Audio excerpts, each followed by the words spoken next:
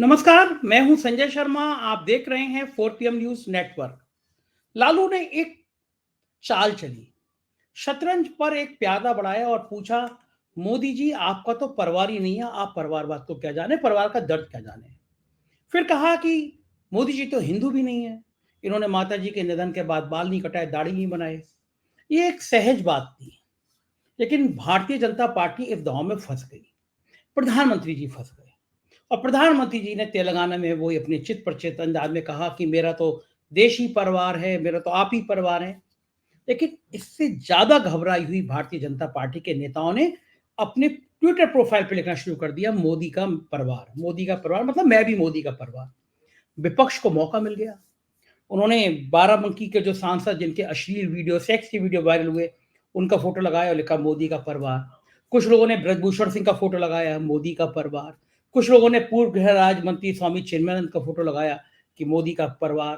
कुछ लोगों ने उन्नाव के नाबालिग के संग रेप में आजीवन कारावास सजा पाए हुए भाजपा के विधायक कुलदीप सेंगर का फोटो लगाया कि मोदी का परिवार। इस तरह के अपराधियों के ब्रजभूषण से लेकर और सेंगर तक लाइन लग गई कि मोदी का परिवार।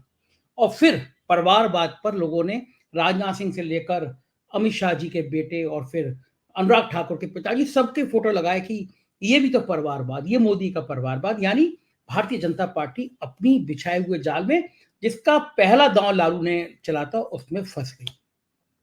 अब सवाल ये खड़ा हो रहा है कि क्या वास्तव में इतनी सफाई देने की जरूरत थी। कोरोना काल में मैंने देखा था, दूसरी लहर जब चल रही थी कोरोना काल में, लाशें दफनाने की जगह नहीं थी, काउंट नहीं कर पा रहे थे। हम और हमारी टीम काम कर रही थी, मेरा फोटोग्राफर है सुमित, वो फोटो खींच के ला रहा था। दुनिया के बड़े बड़े अखबार हमसे फोटो मांग रहे थे, बीबीसी वगैरह सब, क्योंकि एक्चुअल में फोटोग्राफ हमारे पास थे, बाकी सरकार किसी को छापने नहीं दे रही थी। तब लोगों ने कहा कहा एक मैंने दर्जनों लोग, सैकड़ों लोगों के मुंह से सुना कि इन लोगों को फर्क ही नहीं पड़ता, मोदी योगी जी का तो कोई परवाह नहीं है, इनके बच्चे नहीं है, इनके बाल बच्चे नहीं होते, वो दर्द महसूस नहीं करते। तो मोदी जी का डर ये इस वजह से है कि आधी आबादी यानी महिलाएं, उनके ऊपर परिवारवाद की बात बड़ी सेंसिटिव तरीके से वो स्वीकार करती हैं। उनको लगता है कि जो परिवार के संग रहता है वो अच्छा व्यक्ति होता है। वो अखिलेश और डिंपल की फोटो देखती हैं तो उनको पसंद आता है। अखिलेश को वोट दे ना दें, लेकिन अखिलेश और डिंपल अच्छे लगते हैं उनको। उनको बाकी नेता जब अपने परिवार के साथ दिखाई देते हैं तो उनको अच्छा लगता है। और मोदी जी समझ गए कि ये जो महिलाएं हैं, इनके ऊपर अगर परिवारवाद का मुद्दा सामने आएगा तो मामला फंसेगा। इसी चक्कर में वो जल्दबाजी करके गलती कर गए। तो क्या पटना की रैली ने भारतीय जनता पार्टी के सारे समीकरण गड़बड़ा दिए? पटना की जो ऐतिहासिक रैली हुई, जो तेजस्वी ने भाषण दिया और उसके बाद जो बिहार का सीन बदला, उसने भारतीय जनता पार्टी को समझा दिया कि मामला फंस गया। नीतीश बाबू कुछ चमत्कार कर नहीं रहे। नीतीश बाबू को साथ लाके कोई फायदा हो नहीं रहा। मतलब नीतीश के कोटे के एमपी कहीं ऐसा ना हो तेजस्वी की तरफ चले जाएं। और जो बिहार जो माना जा रहा था कि बिहार एक तरफा एनडीए का हो गया, उसमें सेंध लगती हुई दिख रही है। निश्चित रूप से बिहार में अब इंडिया गठबंधन आगे जाता हुआ नजर आ रहा है। पिछली बार के मुकाबले कई सीटें ज्यादा मिलेंगी। आप डर देखिए गुजरात में, जहां ये माना जा रहा है वहां तो सारी सीटें बीजेपी को मतलब ही नहीं है, वहां भी कांग्रेस के विधायक ने इस्तीफा दिया। ऑपरेशन लोटस बाकी जगह कामयाब नहीं हो पा रहा। हिमाचल में पूरी जान लगा दी, कामयाबी नहीं मिली। कर्नाटक में जान लगा दी, कामयाबी नहीं मिली। अब बदनामी तो हो रही है, तो फिर गुजरात ही सही। तो गुजरात में कांग्रेस के एक विधायक का इस्तीफा दिलाया गया, लेकिन यहां भी दांव उल्टा पड़ा। लोगों ने पूछना शुरू किया, क्या गुजरात में भी डर लग रहा है? क्या गुजरात से भी 2-3 सीटें कम हो सकती हैं? दरअसल लद्दाख हो या मणिपुर हो, इन जगहों पर एक एक सीट की मार पड़ी हुई है। जो सीटें पिछली बार लहर में आई थी, वो इस बार लहर से दूर जाती हुई दिखाई दे रही हैं। और मोदी जी जानते हैं कि 272 का आंकड़ा, वहां तक पहुंच पाना अब लोहे के चने जमाना जैसा है। लिहाजा साहेब परेशान है, किसी भी कीमत पर मामला सेट करना चाहते हैं, मामला बनाना चाहते हैं, लेकिन बार बार गोट फंस रही है। और क्या ये गोट ऐसी फंसती रहेगी? उत्तर प्रदेश की जो लिस्ट आई है, उस लिस्ट के बाद लोगों ने कहा कि इससे खराब लिस्ट दूसरी हो नहीं सकती थी। बाराबंकी के सांसद का अचानक ये सेक्स थे वीडियो वायरल होने के बाद मामले, लोगों ने कहा कि क्या भाजपा में ऐसे ही चरित्रवान नेता भर गए हैं? सलेमपुर के सांसद जी की एक चैट, उनके प्रतिनिधि की चैट वायरल हो रही है, तो जाहिर है भाजपा बैकफुट पर है। बाराबंकी के सांसद जी ने बड़े भोलेपन से कहा कि एआई टेक्निक से मेरा ये वीडियो बनाया गया है, मैंने एफआईआर करा दिया, लेकिन जब तक पुष्टि नहीं हो जाती मैं चुनाव नहीं लड़ूंगा। मैंने ट्वीट किया, सांसद जी इतने भोले आप हैं नहीं, अगर आपका वीडियो नहीं है तो जाके मोदी जी से कहिए मेरा वीडियो नहीं है।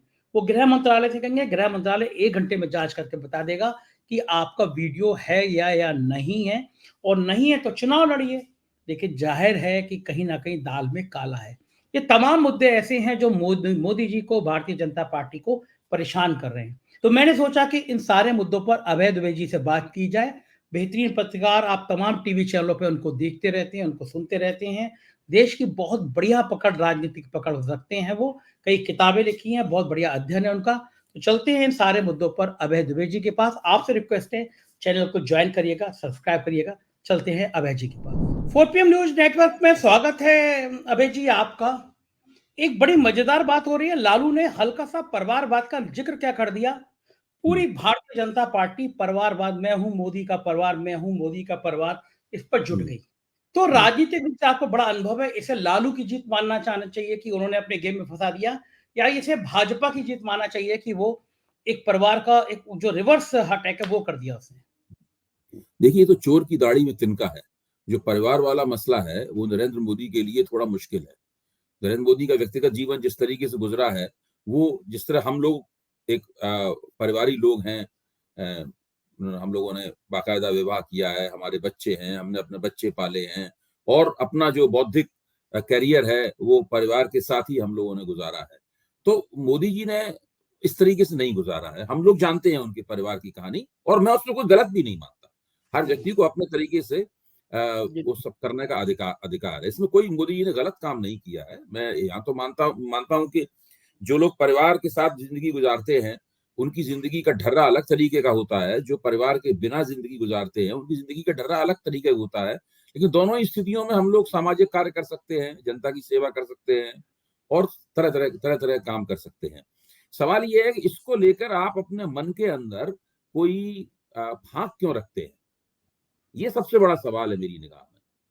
हुँ, हम हम परिवार के साथ जीवित हैं तो इसका मतलब ये नहीं है कि हम में कोई फरिश्तापन पैदा हो गया है, ठीक बात है। कोई खास बात पैदा हो गई है।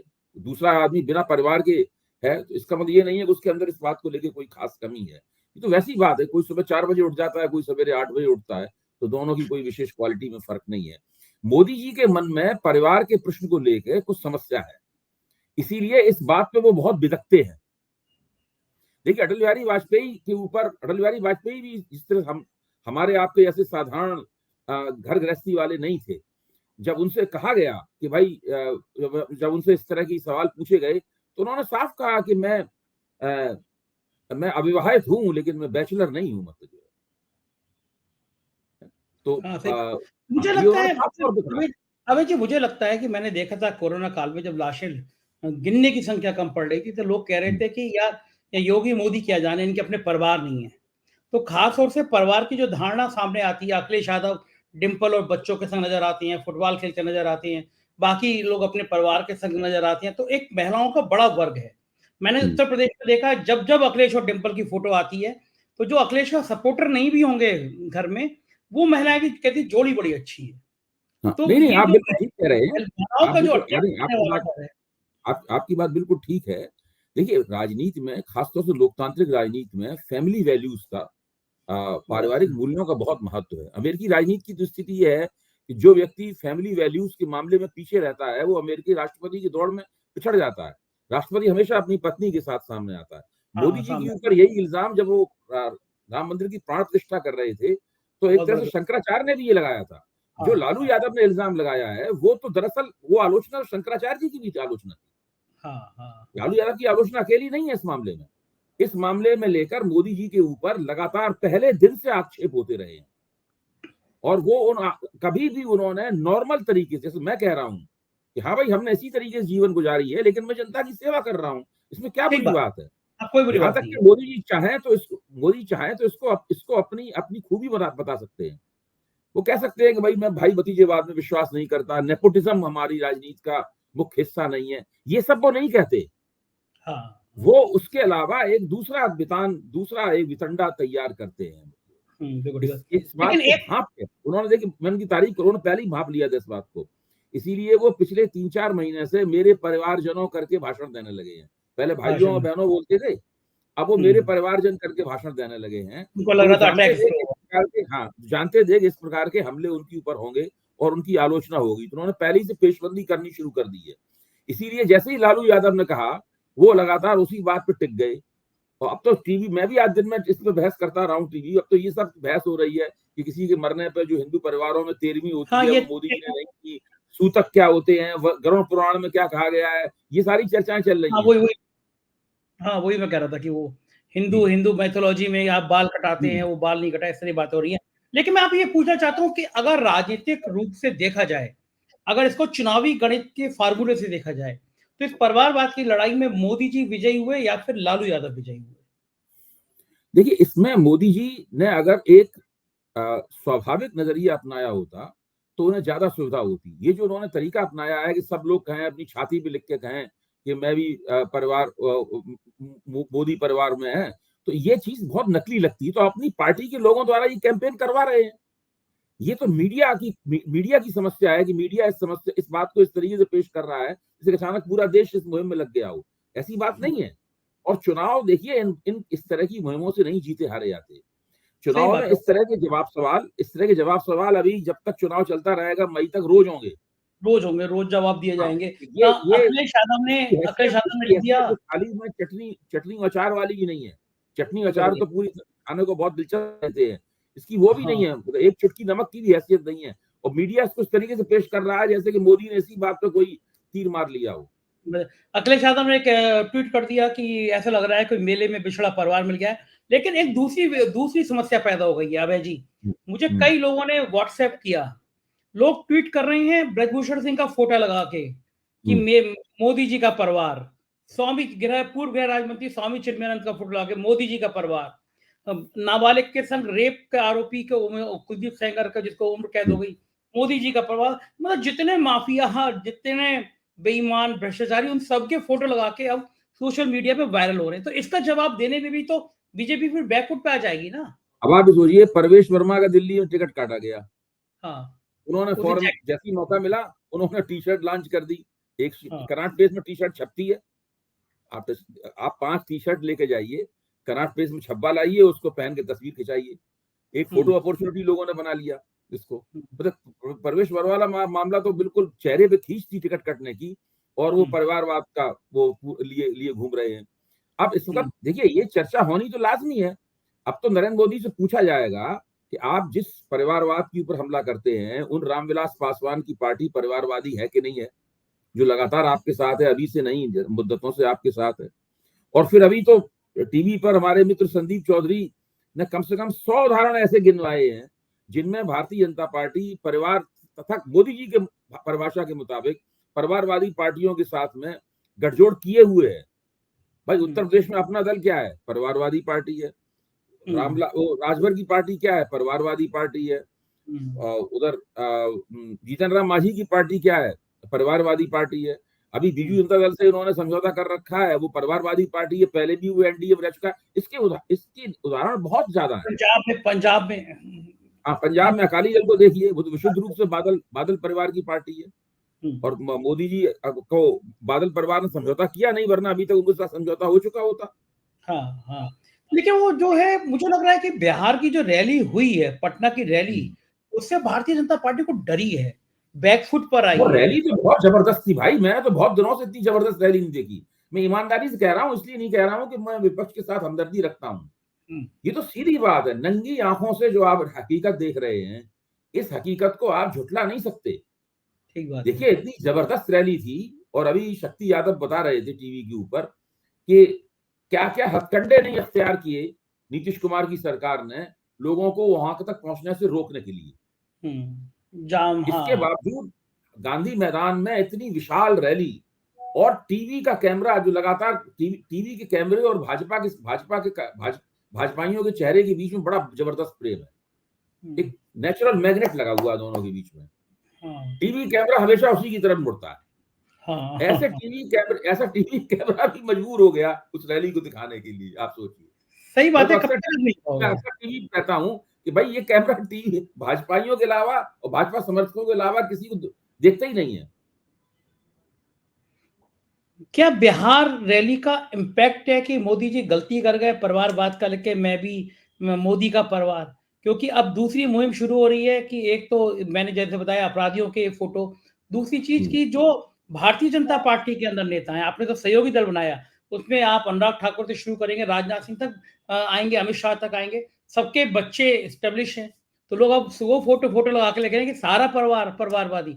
तो क्या हम्म। लग रहा है ये गलत दांव हो गया भारतीय जनता पार्टी का? नहीं, देखिए, ये पूरा विचार जो है परिवारवाद पे जिस तरीके से मोदी जी ने हमला करना शुरू किया, काफी लंबे अरसे से परिवारवाद पे हमला कर रहे हैं, कम साल भर हो गया परिवारवाद पे हमला करते हुए। ये दरअसल क्षेत्रीय राजनीति के खिलाफ उनकी कैंपेन है। हुँ। देखिए, ठीक है, कांग्रेस के अंदर एक परिवार का मुद्दतों से बोलबाला है, इंदिरा गांधी के जमाने से पहले तो नहीं होता था। जवाहरलाल नेहरू अपना उत्तराधिकारी लाल बहादुर शास्त्री को नियुक्त करके गए थे, इंदिरा गांधी को नियुक्त करके नहीं गए थे। हुँ। सब लोग जानते हैं। प्रोफेसर रजनी कोठारी ने अपनी किताब में लिखा है कि नेहरू जी जब बीमार थे तो उन्होंने अपनी सारी कैबिनेट के लोगों को बुलाया और कहा कि मेरे बाद इनको प्रधानमंत्री बनाने की प्राथमिकता दीजिएगा। ये उस वक्त वो मिनिस्टर विदाउट पोर्टफोलियो थे नेहरू के मंत्रिमंडल में, और रेल मंत्री के पद से वो इस्तीफा दे के उन्होंने अपनी ईमानदारी साबित की थी। अब रेल की दुर्घटना हो गई थी तो शास्त्री जी ने उससे, दो ही व्यक्तियों ने आज तक इस्तीफा दिया है, दोनों शास्त्री थे, भोला पासवान शास्त्री और लाल बहादुर शास्त्री, वो रेल दुर्घटना पे। तो मैं ये कह रहा हूँ, वो नेहरू जी को परिवारवाद होने का आरोप नहीं लगा सकता। ये इंदिरा गांधी के जमाने से शुरू हुआ है, और वो भी इंदिरा गांधी का जो वो वो अवधि जब उनकी राजनीति में गिरावट आ रही थी, तब ये मामला शुरू हुआ है। तो मैं ये कहना ये चाहता हूं कि ये जो उन्होंने हमला किया है, ये हमला भले ही कांग्रेस को ध्यान में रख के किया हो, लेकिन मुख्य रूप से मैं मानता हूं उनका निशाना क्षेत्रीय शक्तियां हैं। क्योंकि भाजपा जब भी क्षेत्रीय शक्तियों के मुकाबले लड़ती है, तब भारतीय जनता पार्टी उनसे नहीं जीत पाती। और ज्यादातर क्षेत्रीय पार्टियां जो हैं, उनके ऊपर एक परिवार द्वारा स्थापित की गई हैं। हुँ। देखिए, वो परिवारवाद नहीं है उस तरह से, वे पार्टियां ही एक परिवार द्वारा स्थापित की गई हैं। अभी देखिए, हुँ। समाजवादी पार्टी मुलायम सिंह जी द्वारा स्थापित की गई है।